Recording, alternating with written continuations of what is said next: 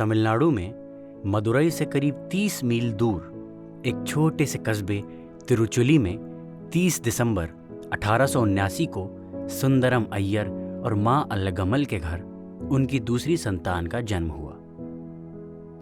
उस बालक का नाम वेंकटरमण अय्यर रखा गया। 7 वर्ष की उम्र में उसका उपनयन संस्कार हो गया। वह बालक बहुत ही तीव्र बुद्धि का था और तमिल कविताएं सरलता से याद कर लेता था। 1896 में वो 16 वर्षीय बालक अपने रिश्तेदार के घर एक कमरे में अकेला बैठा हुआ था।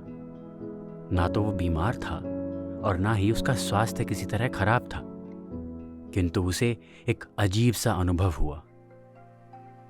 उसे लगा कि उसकी मृत्यु होने वाली है। उसने उस डर की स्थिति में किसी को बुलाया नहीं और ना ही उस अवस्था से भागने की कोशिश की, बल्कि अपनी मृत्यु को निकटता से देखते हुए उसने अनुभव किया जैसे कोई बाहरी शक्ति उस पर हावी हो रही थी। उसका शरीर सख्त होता जा रहा था, सांस रुक गई थी और आंखें बंद हो गई। उस बालक ने आत्मविचार किया और मौन रहकर जागरूकता से मृत्यु को देखा। ये जो मृत्यु आ गई है, इसका अर्थ क्या है? ये जो मर रहा है, ये तो केवल शरीर है। इस मृत देह को शमशान ले जाकर जला दिया जाएगा, किंतु क्या इस शरीर के मर जाने से मेरी भी मृत्यु हो जाएगी? मैं तो आत्मा हूं जो केवल शरीर बदलती है। मृत्यु तो शरीर की होती है, आत्मा उससे अछूती है। मैं एक आत्मा हूं जो अमर है। ये जो उस बालक के भीतर से आया था, ये कोई विचार प्रक्रिया या मनन करना नहीं था। ये उसकी चेतना से उभरा वास्तविक शाश्वत सत्य था, जिसने उसके भीतर मृत्यु के प्रति भय को हमेशा के लिए समाप्त कर दिया था। इस बालक को हुआ यह अनुभव था मृत्यु के निकट का अनुभव, यानी नियर डेथ एक्सपीरियंस। और आगे चलकर यही बालक बने महर्षि रमण। अपने इस नियर डेथ एक्सपीरियंस को उन्होंने बाद में अक्रम मुक्ति कहा। अद्वैत वेदांत मार्ग में ज्ञान योग परंपरा के अनुसार जो जीवन में विभिन्न पड़ावों को पार करने पर प्राप्त हो, उसे क्रम मुक्ति कहते हैं। किंतु महर्षि रमण को जिस शुद्ध मनस या प्रज्ञा की स्थिति का अनुभव हुआ, उससे उन्हें अक्रम मुक्ति और आत्मज्ञान मिला। वे बचपन में जब सोते थे तब इतनी गहरी निद्रा में चले जाते थे कि लोगों के उठाने पर भी नहीं उठते थे। वह वास्तव में ध्यान की स्थिति थी। 1920 के दशक में छपी उनकी जीवनी श्री रमण विजयम में वे बताते हैं कि वे बचपन में जब कई बार ध्यान की अवस्था में बैठते थे तो उठने के बाद स्वयं के शरीर को खुद से अलग देख सकते थे, जिसको हम आज आउट ऑफ बॉडी एक्सपीरियंसेस कहते हैं। मृत्यु को निकट से देखने के अपने अनुभव के बाद रमण महर्षि के स्वभाव में परिवर्तन आ गया। अपने सहपाठियों द्वारा परेशान किए जाने पर भी वे शांत रहने लगे। वे कभी किसी से कोई शिकायत ना करते। उनका मन खेलने जाने का नहीं, बल्कि ध्यान की मुद्रा में बैठने का करता। वे मौन रहने लगे।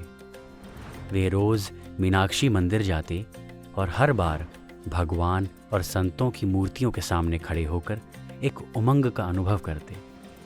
उनकी आंखों से लगातार आंसू बहते रहते। भोजन के प्रति उनकी पसंदगी या नापसंदगी समाप्त हो गई। उन्हें जो भी दिया जाता उसे वे बिना किसी आसक्ति के ग्रहण कर लेते।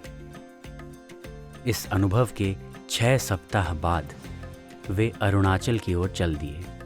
महर्षि रमण ने बचपन में अरुणाचल शब्द बहुत बार सुना था, जो उन्हें हमेशा से ही सम्मोहित करता था। अरुणाचल एक पर्वत है जो तमिलनाडु के तिरुवन्नामलई में स्थित है।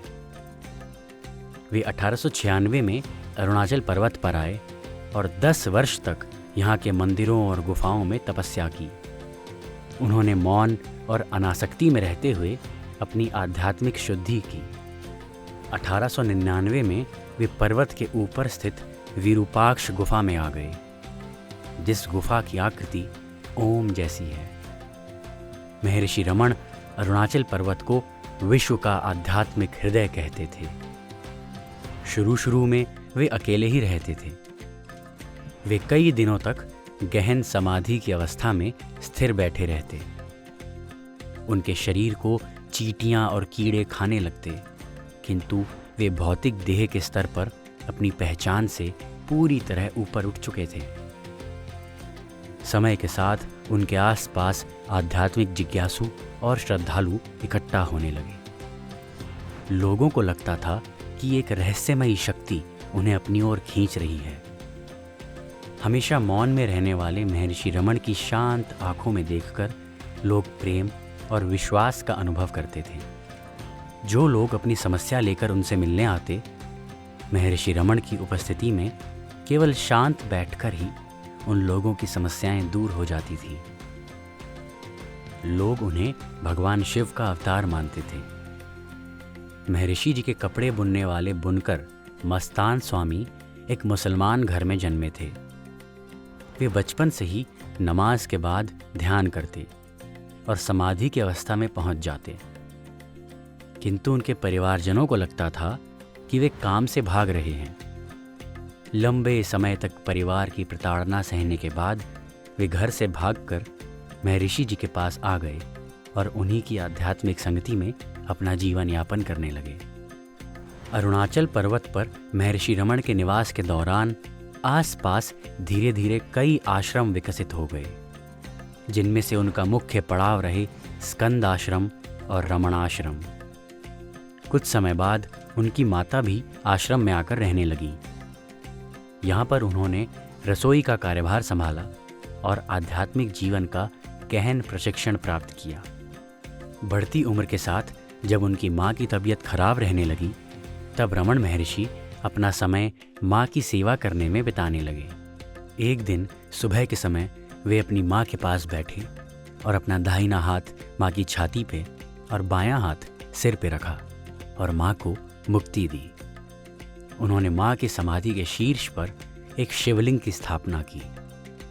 वे अधिकतर समय समाधिष्ठ रहते थे, किंतु आश्रम के विकास के बाद वे भोजन बनाने और पत्तों से प्लेट बनाने में भी सहयोग देते थे। वे पत्रों के द्वारा उनसे पूछे गए प्रश्नों के उत्तर भी लिखते थे। धीरे धीरे आश्रम में नए विभाग भी जुड़े, जैसे गौशाला, वेदों के अध्ययन के लिए स्कूल, प्रकाशन कार्य इत्यादि। महर्षि जी सदैव साक्षी भाव में रहते और उन्हें हमेशा इस बात का ध्यान रहता कि उनके आसपास क्या हो रहा है। वे इस बात का विशेष ख्याल रखते थे कि वे हर समय भक्तों और आगंतुकों के लिए उपलब्ध रहें, यहाँ तक कि उनकी मृत्यु के दिन भी। उनका कहना था कि भक्तों को उनके दर्शन करने से रोका नहीं जाना चाहिए। वे आश्रम में आने वालों के लिए भोजन की व्यवस्था को लेकर भी बहुत सजग थे कि भोजन अच्छी तरह से पका हुआ और पौष्टिक हो। उन्होंने कई वर्षों तक दोनों समय के भोजन की तैयारियों में हिस्सा लेकर रसोई का निरीक्षण किया। वे अपने लिए किसी विशेष सुविधा और पकवान के लिए सख्त मना करते थे। उनके साथ पुरुष और महिलाएं, धनवान और किसान, तपस्वी और गृहस्थ और सभी जातियों के लोग रहते थे। उनके भीतर सबके प्रति समानता का ये भाव केवल मनुष्यों तक ही सीमित नहीं था। वे आत्मा की क्रमानुगत उन्नति का ये रहस्य जानते थे कि मनुष्य देह में उपस्थित चेतना इससे पहले वनस्पति जगत और खनिज जगत में निवास करती थी। इसलिए वे पेड़ पौधों और पशु पक्षियों के प्रति भी वैसा ही समान भाव रखते थे। कुत्ते, सांप, बंदर, कौवे, हिरण, मोर और गाय जैसे अनेकों जानवर उनके आसपास रहते, जिनकी मूक भाषा को वे भली भांति समझते थे। वे बंदरों के झगड़ों में मध्यस्थता करते थे, यहाँ तक कि जंगली तेंदुए और कोबरा सांप जैसे भयावह माने जाने वाले जीव भी उनकी उपस्थिति में सह अस्तित्व के भाव में रहते थे। पूरा पशु साम्राज्य उन्हें अपना संरक्षक मानता था। वे कहते थे कि हर जीवित प्राणी समान है और रमणाश्रम की भूमि और संसाधनों पर सभी का बराबर अधिकार है। उनका मानना था कि मनुष्य से लेकर छोटे से छोटे कीड़े तक प्रत्येक जीव में भगवत सत्ता की झलक है। रमण महर्षि ने आध्यात्मिक प्रगति के लिए कई मार्ग बताए, लेकिन उनमें से मुख्य था स्वयं के प्रति समर्पण करके आत्म जागरूकता की स्थिति में बने रहना। वे जिज्ञासुओं को उपदेश ना देते हुए उनके साथ मौन में बैठा करते थे। कभी कभी वे बीच बीच में उनके प्रश्नों के उत्तर भी देते थे। उन्हीं उपदेशों के ज्ञान को एकत्रित करके उनके कुछ शिष्यों ने पुस्तकें भी लिखी हैं। उन्हें सबसे पहले भगवान रमण महर्षि की उपाधि दी काव्यकंठ श्री गणेश शास्त्री जी ने, जो गणपति मुनि के नाम से प्रसिद्ध थे। वे श्रुति, शास्त्र, तंत्र विद्या, योग परंपरा और आगम शास्त्रों के बहुत बड़े ज्ञाता थे। 1902 में एक सरकारी मुलाजिम शिव प्रकाशम पिल्लई महर्षि जी के पास 14 सवालों की एक सूची लेकर आया, जो सवाल स्वयं को जानने के मार्ग पर आधारित थे। महर्षि जी द्वारा दिए गए उत्तरों का संग्रह उनकी शिक्षाओं की पहली पुस्तक बनी, जिसका नाम था नानयार, यानी मैं कौन हूं। प्रोफेसर TMP महादेवन, जो मद्रास यूनिवर्सिटी में दर्शन शास्त्र पढ़ाते थे और जिन्हें विदेशों में भी भारतीय दर्शन पर ज्ञान साझा करने के लिए बुलाया जाता था, उनका कहना था कि महर्षि रमण का ज्ञान और अनुभव उपनिषदों और आदिगुरु शंकराचार्य के अद्वैत वेदांत दर्शन से पूरी तरह मेल खाता था। साधुओं द्वारा सिद्धियां प्राप्त करने के विषय में महर्षि रमण का विचार था कि सभी सिद्धियां माया शक्ति द्वारा उत्पन्न की गई मायावी रूप हैं। शाश्वत आत्मसिद्धि ही वास्तविक सिद्धि है। जो सिद्धियां माया के प्रभाव से प्रकट और लुप्त होती हों, वो वास्तविक कैसे हो सकती हैं? ऐसी सिद्धियों की प्राप्ति का उद्देश्य प्रसिद्धि और भोग है। कुछ व्यक्तियों में वे बिना प्रयास के प्रारब्ध के कारण आ जाती हैं। ब्रह्म से एकत्व के भाव में होना सभी सिद्धियों की प्राप्ति के समान है। ये श्रेष्ठ स्थिति है, यही परम पद है। जब परमहंस योगानंद जी रमण महर्षि जी से मिलने गए, तब महर्षि जी ने उन्हें जीवन का सही मार्ग बताया।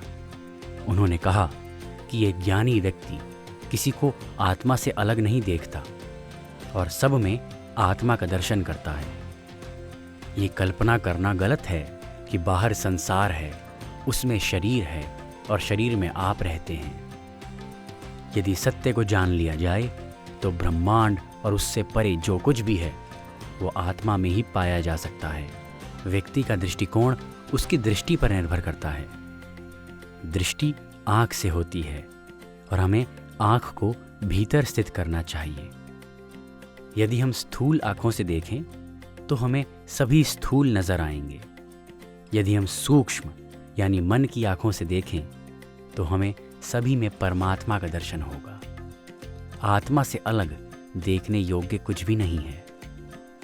निसर्गदत्त महाराज भी रमण महर्षि की शिक्षाओं से प्रेरित होकर ये मानते थे कि अंतिम सत्य ना तो सृजन में है, ना ही विनाश में, ना ही जन्म में है और ना ही मृत्यु में, ना ही नियति में है और ना ही स्वतंत्र इच्छा में, ना किसी मार्ग में और ना ही किसी उपलब्धि में।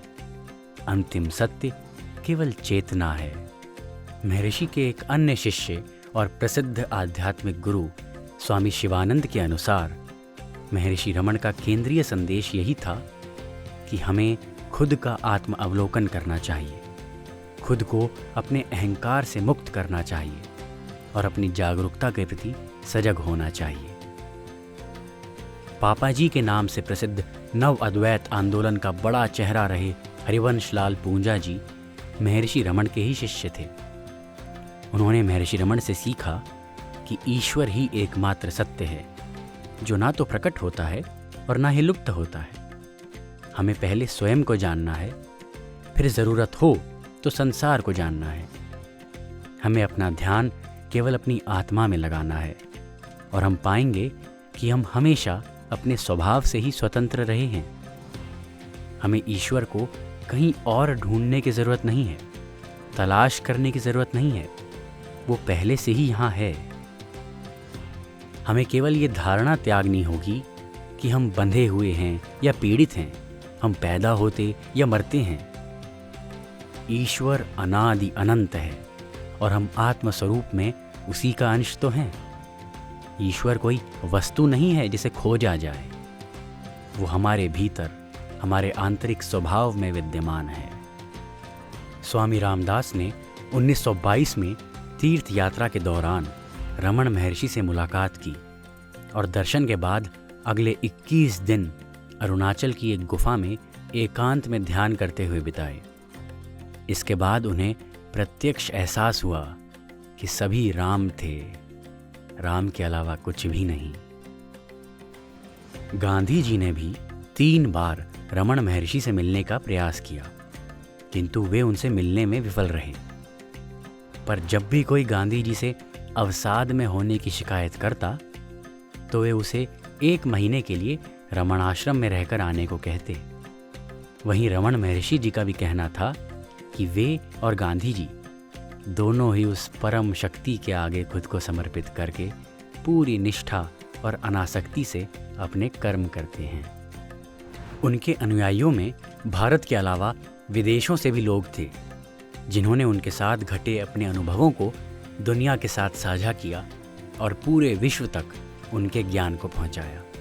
अगर किसी को पश्चिमी जगत तक रमण महर्षि की शिक्षाएं पहुंचाने का श्रेय जाता है तो वे हैं पॉल ब्रंटन। पॉल ब्रंटन की लिखी पुस्तक अ सर्च इन सीक्रेट इंडिया ने पूरे विश्व तक दक्षिण भारत के इस साधारण संत के असाधारण चमत्कारों को पहुंचाया। इसी कड़ी में दूसरा नाम है डेविड गॉडमैन का, जिन्होंने रमण महर्षि और उनके अनुयायियों की शिक्षाओं और अनुभवों के आधार पर अनेकों पुस्तकें लिखी और डॉक्यूमेंट्रीज बनाई। फ्रैंक हम्फ्रीज महर्षि रमण के पहले पश्चिमी अनुयायी थे, जो उनसे 1911 में मिले। उन्होंने रमण महर्षि की शिक्षा को इस प्रकार देखा कि एक होता है देखना व अनुभव करना, जो हम भौतिक संसार में नियमित ही अपने आसपास करते हैं। दूसरा हमारा चित्त, जो ये देखता है कि वास्तव में संसार को देख कौन रहा है। हमारे भीतर विद्यमान वो शक्ति इसका अनुभव करती है कि संसार का अनुभव कौन कर रहा है। हमें इस दूसरी शक्ति, अपने इस चित्त के साथ रहना है।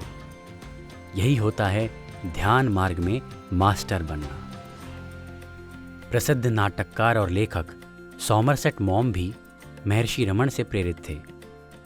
उन्होंने महर्षि से उनके आश्रम में मुलाकात की और बाद में अपने 1944 के उपन्यास द रेजर्स एज के नायक को महर्षि से प्रेरित होते हुए दिखाया। शून्यता और शून्य भाई के नाम से प्रसिद्ध डेनमार्क निवासी एल्फ्रेड सोरेनसन भी रमण महर्षि से ही प्रेरित थे। उनका मानना था कि मौन सर्वोच्च आध्यात्मिक शिक्षा है। अनेकों आध्यात्मिक पुस्तकें लिखने वाले साइकोथेरेपिस्ट एंथनी डी मेलो के अनुसार सत्य और वास्तविक प्रबोध की सबसे बड़ी निशानी होती है उसमें छिपी सरलता। बातों को जटिल बनाना भ्रम को जन्म देता है। रमण महर्षि के कथन अत्यंत सरल और स्पष्ट थे। मशहूर दर्शन शास्त्री और लेखक एलन वॉट्स बताते हैं कि उनके घर में महर्षि रमण का एक चित्र है और महर्षि जी की निश्चल आंखों में देखकर एलन को परमानंद की अनुभूति होती थी। वे बताते हैं कि जब कोई रमण महर्षि जी के पास आकर पूछता था कि वो पिछले जन्म में कौन था, तब महर्षि कहते, ये प्रश्न कौन पूछ रहा है? तुम मुझे देख रहे हो, तुम बाहर देख रहे हो। तुम अपनी आंखों को बंद करके अपने भीतर देखो कि तुम कौन हो। ये प्रश्न कहाँ से आ रहा है, क्यों आ रहा है? या तो तुम्हें सब उत्तर मिल जाएंगे या फिर तुम्हारे प्रश्न ही समाप्त हो जाएंगे। प्रसिद्ध आध्यात्मिक शिक्षक और लेखक एखार्ट टॉल भी स्वयं को रमण महर्षि से प्रेरित बताते हैं। वे कहते हैं कि हमें महर्षि रमण से सीखना चाहिए कि मौन सबसे उत्तम भाषा है। महर्षि की शिक्षाएं भौतिक संसार, तत्वज्ञान और चेतना के आयामों से परे वास्तविक आनंद पाने की संभावना की ओर इशारा करती हैं। 1947 में रमण महर्षि की तबीयत खराब होने लगी, किंतु उन्होंने चिकित्सकों द्वारा उनके शरीर पर शल्य चिकित्सा करने में विशेष सहयोग नहीं किया। उनका कहना था कि जिस शरीर पर तुम शल्य क्रिया करना चाह रहे हो वो मैं नहीं हूं। मैंने अपने आप को शरीर से अलग कर रखा है और वेदना तो शरीर को होती है। जब उनके अनुयायी उनके स्वास्थ्य को लेकर चिंतित रहते थे तब वे कहते, चिंता की कोई बात नहीं है, शरीर नश्वर है और इसका एक प्राकृतिक अंत है। जीवित रहने के लिए इसे अपंग बना देना सही नहीं। हेनरी कार्टियर ब्रेसन एक फ्रेंच फोटो जर्नलिस्ट थे जिन्होंने महर्षि रमण के अधिकतर फोटोज लिए। वे बताते हैं कि 14 अप्रैल 1950 की रात उन्हें आकाश में एक उल्का पिंड का प्रकाश दिखाई दिया जो सीधा अरुणाचल पर्वत की ओर जा रहा था।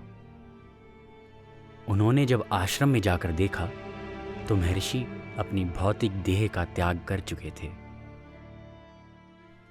पिरामिड स्पिरिचुअल सोसाइटीज मूवमेंट के संस्थापक ब्रह्मर्षि पितामह पत्री जी हर एक पिरामिड मास्टर को महर्षि रमण के समान ही आध्यात्मिक ज्ञान प्राप्त करने के लिए ध्यान और मौन का अभ्यास करने को कहते थे। पीएमसी हिंदी और पीएसएसएम परिवार रमण महर्षि की शिक्षाओं को पूरे विश्व तक पहुंचाने के लिए प्रतिबद्ध है।